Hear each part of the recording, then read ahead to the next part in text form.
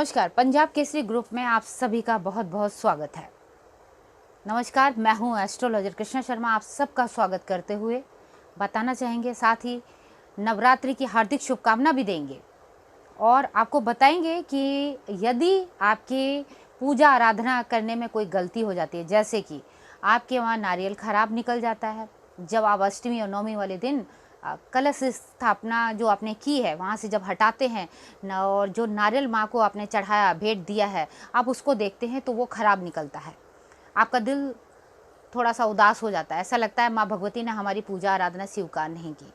तो ऐसे में उस नारियल का आपको क्या करना चाहिए, और आपको उदास बिल्कुल नहीं होना चाहिए, क्योंकि उदास होने से कोई फ़ायदा नहीं, क्योंकि माँ भगवती ने उसका पॉजिटिव रिजल्ट ये सोचिए, क्या पता आपके घर में कोई ऐसी कह सकते हैं कि अशुद्धि हुई हो, या फिर कोई ऐसी चीज़ आपके घर में आई हो जिसको माँ के जो नारियल है जो आपने रखा है, भेंट जो रखी है माँ को, आप वो एकदम पकड़ लेती है। और इसके अलावा ये है कि उस नारियल के अंदर जो नकारात्मक शक्ति आ जाती है वो नारियल को अंदर से सड़ा देती है, ख़राब कर देती है, या पानी उसका ख़त्म हो जाता है।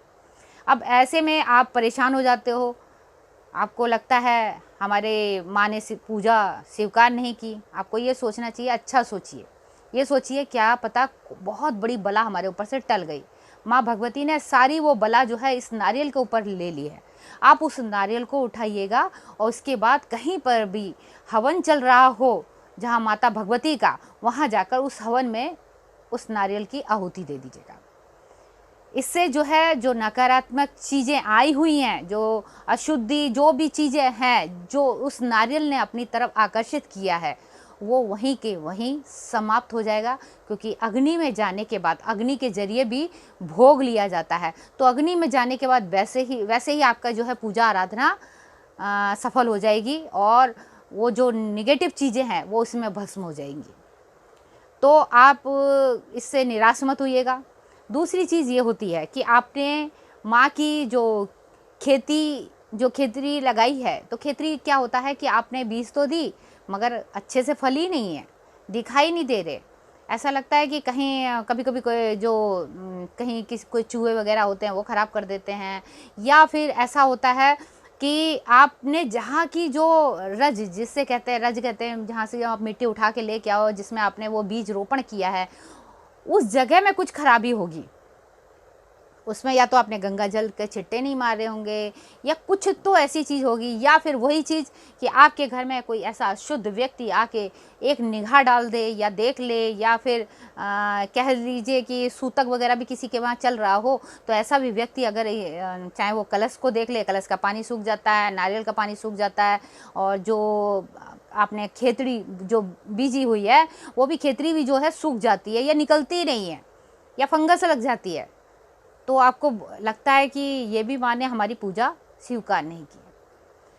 अब मैं ये कहूँगी ज़्यादातर लोग घबरा जाते हैं, फिर आप जाके 10 उपाय पूछते हैं कि क्या है। आप उसका पॉजिटिव तो मैं यही कहूँगी, आप ये सोचो माँ भगवती आई आपके घर में और आपकी घर की जो समस्याएं जो आने वाली हैं वो अपने ऊपर ले ली है माँ ने। वैसे भी माँ की जो सवारी आई है वो घोड़े की आई है, और जो विदाई है वो काल पे जा रही है।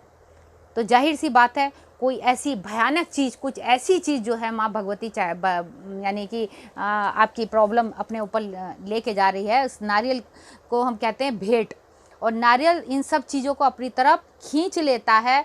जो भी निगेटिविटी है वो उसको अपनी तरफ खींच लेता है। जो अशुद्ध या कोई ऐसे निगेटिव ऊर्जा वाला कोई व्यक्ति आ जाता है, वो देखता है तो उसकी भी ऊर्जा उस पर पड़ती है, तो उसको भी अपनी तरफ खींच लेता है। उसका प्रभाव आपके घर में नहीं आने देता। आपके घर में शुद्धिकरण बनाने के लिए सारी समस्या सारी प्रॉब्लम माँ भगवती की कृपा से वो नारियल अपने ऊपर ले लेता है। तो इसमें हमें कोई दुखी होने की ज़रूरत नहीं है, और आप माँ भगवती से बस प्रार्थना करते रहिए कि माँ, अगर भूल से भी, गलती से भी हमसे कोई भी अगर कोई ऐसी त्रुटियाँ या कोई ऐसी गलतियाँ हो गई हों, कुछ ऐसी चीज़ हो गई हो, तो उसको आप उस गलती को माफ़ कीजिए। और हम कोशिश करेंगे, बच्चे हैं, अब अगर इंसान है वैसे भी आप बच्चे हैं, और हम लोग से गलती नहीं होगी तो किससे होगी। और गलती हो गई है तो माँ का काम होता है अपने बच्चों को क्षमा करना। कई लोग कहते हैं नहीं माँ क्रोधित हो गई है, अब ऐसा होगा ऐसा होगा, ये सब चीज़ों में नहीं आना है, सब बेकार की बातें हैं। माँ कभी भी अपने बच्चों पे क्रोधित नहीं होती है। हाँ, उस समय के लिए थोड़ा सा जो है उनको लगता है, गुस्सा तो आता ही है, मगर जब आप अपने भाव और प्रेम और श्रद्धा के साथ में माँ भगवती को मनाओगे तो माँ भगवती मान जाती है। और आप सुबह और शाम खुद भजन नहीं कर सकते हो तो आप भजन लगा दीजिए, माँ भगवती को भजन अति प्रिय हैं, भजन सुनाइए, अपने घर का वातावरण अच्छा रखिए। रोज़ जो है आपने जल छिड़कना है, घर के द्वार पर रंगोली सजानी है, क्योंकि द्वार अच्छा लगता है ना तो लोगों का ध्यान उस घर की तरफ जाता है। और उसके साथ ही आपके घर में अच्छी पॉजिटिव ऊर्जा आती है। और द्वार अगर आपका खराब हुआ, द्वार में अगर कोई ऐसी गंदगी पड़ी रहती है या कुछ ऐसी चीज़ें हो, धुलाई नहीं होती है, चप्पल जूते इधर उधर बिखरे हुए हैं, तो उस घर में कभी भी माँ भगवती की कृपा नहीं होती है, ना भगवती उस घर में आती है और ना ही उस घर में महालक्ष्मी की कृपा होती है।